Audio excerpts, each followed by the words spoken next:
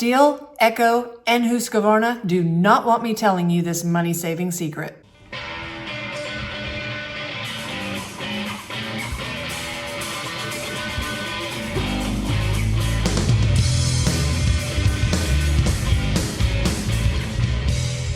Hey y'all, thanks for tuning back into Chickanic. I hope everybody's having a great week. Do not go anywhere because today I am letting you in on a super insider secret that is going to save you a ton of time, money, and frustration. Now, I made a video a while back telling you how Echo and Stihl both decided to stop putting grease ports in their gearboxes on their trimmers. Now, if you have no idea what I'm talking about, all straight shaft trimmers have a gearbox, and that's what's right here. On the side of all the older ones, they had a bolt that you could unscrew, stick your grease to it, twist the head as you're squeezing your grease in, grease it up, you're good to go. Now, if you're a residential user, you need to do it at least once a year to twice a year, depending on how much you trim. If you're a commercial user, you need to do it all the time. But they decided to take that option away from us, which is sort of crazy when the thing's going at like 10,000 RPMs. We all know more lube's better. So I made that video because I had 4 trimmers all come in with blown out gear heads in a matter of months. And they were all off pretty much the same models of Stihls. This is a Stihl FS56RC. A lot of y'all have this trimmer. And as you can see on the new gear heads they come out with, there is absolutely no bolt to put grease in. So when I had this string of 4 trimmers all come in a matter of months, all needing a gear head, it was sort of odd because I never had to change gear heads out before. It was very, very rare. I mean, a trimmer had to be either really old and very well used or just completely neglected, beat, whatever, but it was not a common repair. So to see 4 in a few months, I knew something's up. So I decided to tell y'all a secret to save y'all some money. So secret number 1, you got a blown out gear head. How are you gonna fix it? You're not gonna buy this gear head. Now, if you were to buy this gear head by itself, it's over $100, like 110 bucks. I'm not really sure today, that's what it was back then. But you're not gonna wanna do that because Stihl has Kombi units and they call them, it's the same exact engine, same exact design, it just splits in the center so you can put different attachments on it. So you might be able to get an FS56 like this, which is the regular, not a Kombi unit straight shaft, or you can get one that is a straight shaft that starts with a KM. So guess what you can do? You can buy just the Kombi attachment. It comes with the lower end of the shaft with your $109 gear head, your probably $40 shield, and your $40 head for guess what?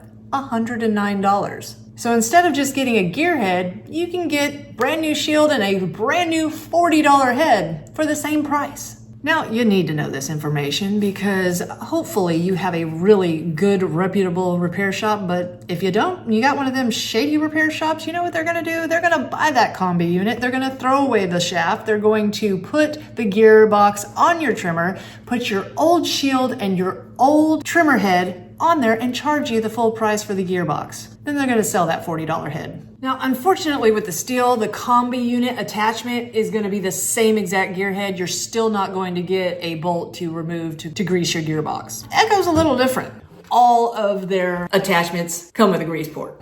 If you end up having to have a gear head for your Echo trimmer, which I don't see it that often, but it could happen now that you can't grease them, it's going to work just the same. And if you order just the gearbox by itself, it's like $104.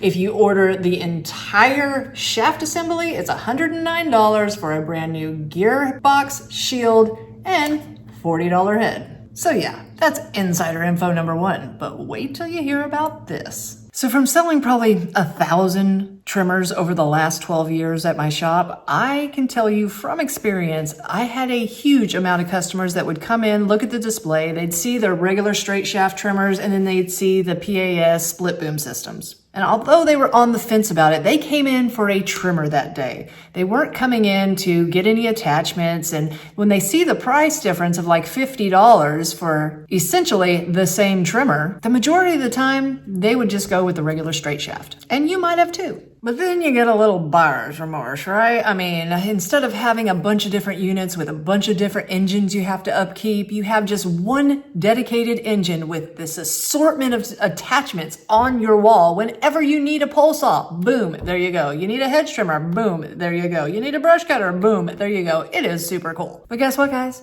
You don't need a Kombi unit or a PAS split boom system to use all these cool attachments.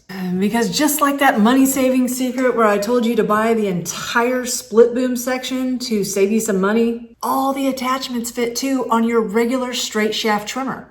And it's super easy to change them out. Now, I don't have an example of the Husqvarna split boom system, but I'm gonna tell you guys, if Echo and Stihl are this way, I'm gonna bet Husqvarna is exactly the same. Now, the coolest part about this is that these attachments work for a wide range of different trimmer models. When it comes to the Stihls, pretty much all the attachments fit from like the 55, I know up to like the 110, 111, and maybe the 131. I'm not totally sure on that one, but that's a lot of different trimmer models you can put them on.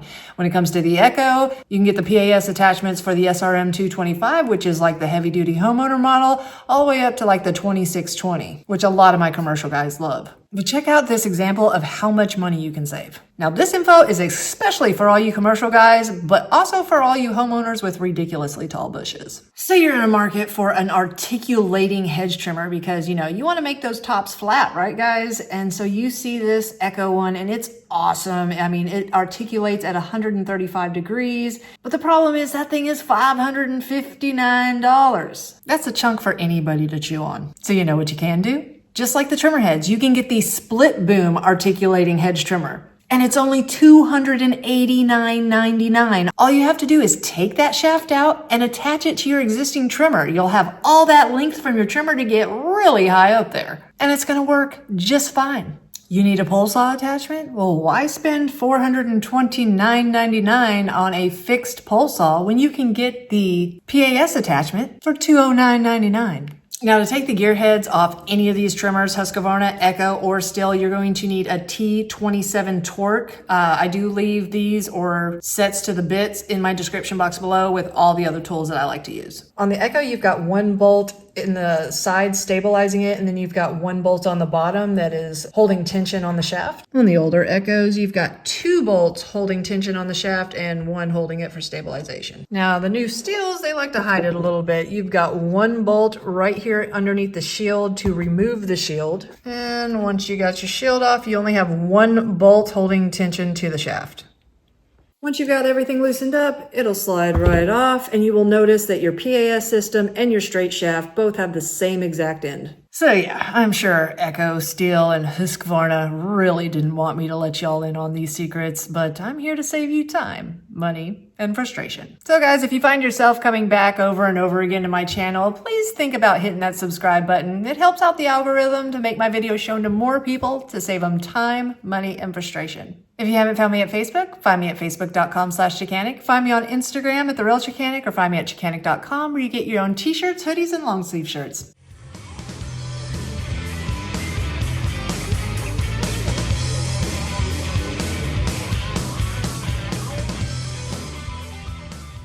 I wanted to jump on here and tell y'all something because I messed up, all right? I don't know if y'all been following along, but about a month ago, I started Trivia Tuesday. One, because I like history, and two, because I think a lot of my viewers might like to know these facts too. And it's worked out really well. I do a little quiz and I get thousands of answers every single week. But this Tuesday was a little different. I didn't post one at all, and why is sort of crazy. So I had already done when was the first walk-behind mower invented and patented, and that ended up being a really good one. So I thought, well, I'll look up when was the first chainsaw invented. And I was horrified because I should have put when was the first gas-powered chainsaw invented. And if you want to know the actual answers to when the first gas-powered chainsaw was invented, a lot of people say it was Andreas Stihl who invented it, but the fact is Dolmar came out with the first real gas-powered chainsaw in 1927, and it wasn't until 1929 that Andreas Stihl came out with their gas-powered chainsaw. So both of them had played a huge role in creating chainsaws over this last 100 years. But that's not even why I'm making this video. I wanted to tell you about the first chainsaw ever invented. So I jump on Google and I pop in, when was the first chainsaw invented? And the first articles to come up was saying people horrified by knowing why the first chainsaw was invented. I'm like, well, that's interesting, right? So I click on it to find, no, it's not a gas-powered chainsaw. It's an actual hand chainsaw with a wooden handle, some kind of contraption with a chain coming around it, a really small, thin one. And I guess I need to state right here, viewer discretion advised, because it's fixing to get gross. Now I could just leave it right here and let your minds wonder, but